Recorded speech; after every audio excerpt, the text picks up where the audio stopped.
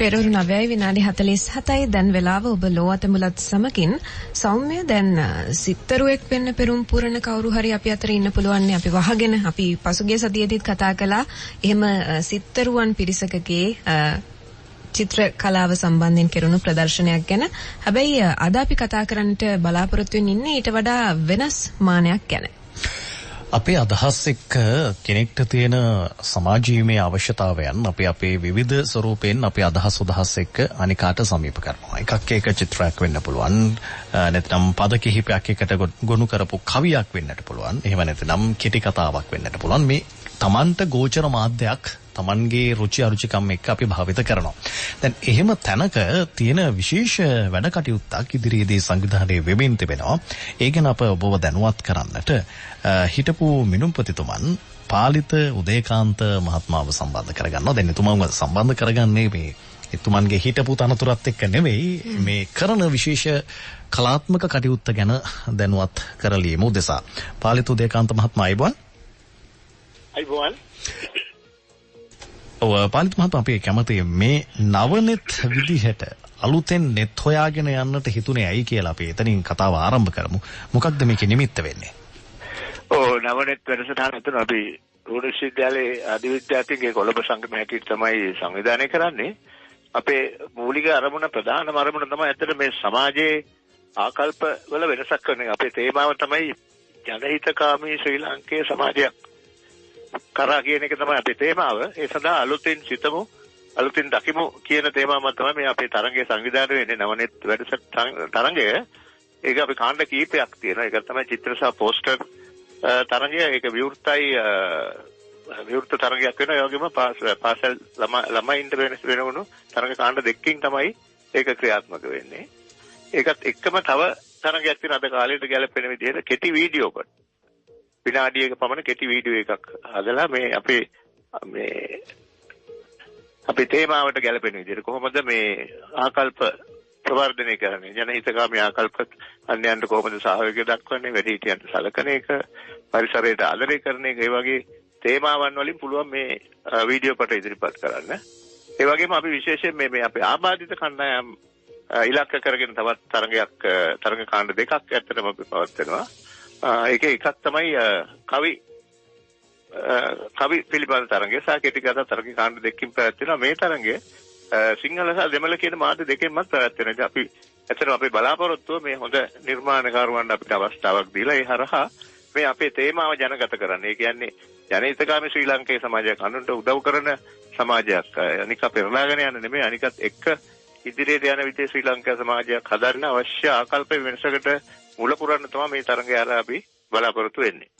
නිර්මාණවේදීන්ගේ අවදිවීම බලාපොරොත්තු වෙනම කාලෙකනේ පාලිත මහත්මයා මේ කටයුත්ත සංවිධානය කරන්නේ. දැන් මේ පණිවිඩය අපි සමාජයට මුදහරියට පස්සේ බොහෝ දෙනෙක් බලාපොරොත්තු වෙනවා මේකට සහභාගී වෙන්න. අපි කොහොමද මේ වෙනුවෙන් සහභාගී වෙන්නේ? අපිට මුලින්ම කරන්නට අවශ්‍ය දේවල් තියෙනවද? අපි මේ පිළිබඳවත් මතක් කරමු. මේ තරඟයට සහභාගී වෙන්න කැමති කණ්ඩායම් වලට අපේ Facebook පිටුවක් තියෙන නවනෙත් කියලා එකෙන් හරහා සම්බන්ධ වෙන්න පුළුවන්. අපේ WhatsApp අංක කීපයක් තියෙනවා හරහා අපිට දැනුම් දෙන්න මේ තරඟයට අපි සහභාගී වෙන්න අදහස් කරනවා කියලා අපි ඒතර ලියාපදිංචි කිරීමක් කරනවා. ඊට පස්සේ තමන්ගේ නිර්මාණ ඉදිරිපත් කරන්න පුළුවන් අවශ්‍ය වැඩිදුර විස්තර ඒ අදාළ ඒ කණ්ඩායමට අපිට ලබා දීමේ හැකියාව තියෙනවා. හොඳයි මේ සඳහා දැන් විවිධ ස්වරූපෙන් ත්‍යාග ලැබෙනවා මුදල් ත්‍යාගත් ලැබෙනවා. ඉතින් අපි නවනෙත් මුහුණු පොතට සම්බන්ධ වන්නට ඔබටත් ආරාධනා කරනවා.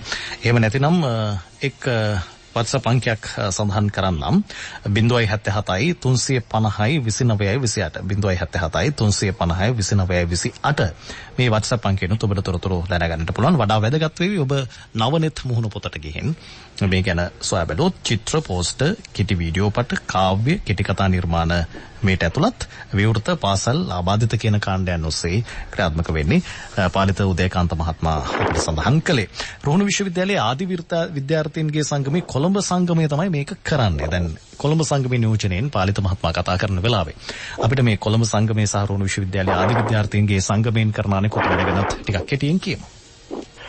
අපි ඇත්තටම එක ප්‍රධාන අරමුණ තමයි අපේ ආදි විද්‍යාර්ථීන් අතර සුහදතාවය වැඩි කරගන්න එක සහ මේ සුළු විශ්වවිද්‍යාලයට අපෙන් කිසියම් ආකාරයක දායකත්වයක් දෙන්න විශ්වවිද්‍යාලයේ ප්‍රගමනයට සහ ශිෂ්‍ය ප්‍රජාවේ යම් අවශ්‍යතාවය ඉටු කරන්න දායකත්වයක් දෙන එක තමයි අපේ තවත් එක් අරමුණක් වෙන්නේ. අපේ විශ්වවිද්‍යාලයේ පුරුල් පරපුර තමයි අත්‍තරම අපේ සමාජයට යම් කිසි දෙයක් කරන්න ඕන කියන එක ආදි විද්‍යාර්ථීන් හැටියට ඒ සඳහා තමයි ප්‍රධාන වශයෙන් එකතු වෙලා ඉන්නේ. විශ්වවිද්‍යාලයට අපි අත්‍තරම සිසුන්ට උදව් කරන අපේ ආර්ථික වශයෙන් අවශ්‍යතාවයන් තියෙන අඳුරගෙන ඒගොල්ලොන්ට ශිෂ්‍යත්ව ලබා දීමක් කරන ඒ වගේම පුහුණු වැඩසටහන් වලට සහභාගී වෙන්න සහ රැකියා අවස්ථා ලබා ගැනීමේදීත් අපි යම් රැකියාකාරී මැදිහත් වීම කරන ආදි විද්‍යාර්ථීන් හැටියට අපි විශ්වවිද්‍යාලයක ඉතාමත් සමීප සම්බන්ධකම් තියාගෙන ආචාර්ය මණ්ඩලය සහ අපේ උපගෝෂකතුමා සමග සමීප සම්බන්ධකම් පවත්වාගෙන යමින් විශ්වවිද්‍යාලයේ අවශ්‍යතාවයන් තියෙන අවස්ථාවලදී අපි ඒවට සහභාගී වෙලා සම්බන්ධ වෙලා උදව් කරන කටයුත්තත් අපි කරගෙන යනවා. මේ වෙලාවේ මම හිතන්නේ මම ස්තුති කරන්න වෙනවා අපේ ශ්‍රී ලංකා ගුවන්විදුලි සංස්ථාවේ ස්වදේශීය සේවයට අපිට මේ අවස්ථාව දීම ගැන ඔබතුමාලා හැම වෙලේම මම හිතන්නේ රටේ ප්‍රගමනය ගැන කතා කරනවා. අපි සතුටු වෙනවා අපිට ඇත්තටම ආදි විද්‍යාර්ථීන් හැටියට රටේ පුරවැසියෙක් හැටියට මේ රට තීරණාත්මක තැනකට ඇවිල්ලා තියෙනවා. මම හිතන්නේ ඉදිරියට යන්න ආරම්භ කරලා තියෙනවා. ඒකට අවශ්‍ය ජවය ලබා දෙන්න මම හිතන්නේ මේ රැස්වන අපිට හැකියි කියලා අපි හිතනවා. බොහොම ස්තුතියි ස්වදේශීය සේවයට. හොඳයි බොහොම ස්තුතියි පාලිතු දේකාන්ත මහත්මයා. අපි සුබ පතනවා ඔබ කරන ඔබ ඉගෙනගත්ත විශ්වවිද්‍යාල නියෝජනයෙන් ඊළඟට ඒ විශ්වවිද්‍යාලයට එන නංගිලා මල්ලිලාට කරන මේ මෙහෙවර ගැන උන්ට අත් උදව්වක් වන්නට ඒක විද්‍යාර්ථීන්ගේ සංගමයේ විදිහට කරන එකත් ඊට එහා ගිහින් සමාජයට කරන මෙහෙවර පිළිබඳව. සඳුනි සෞම්‍ය අපි අවසාන විනාඩි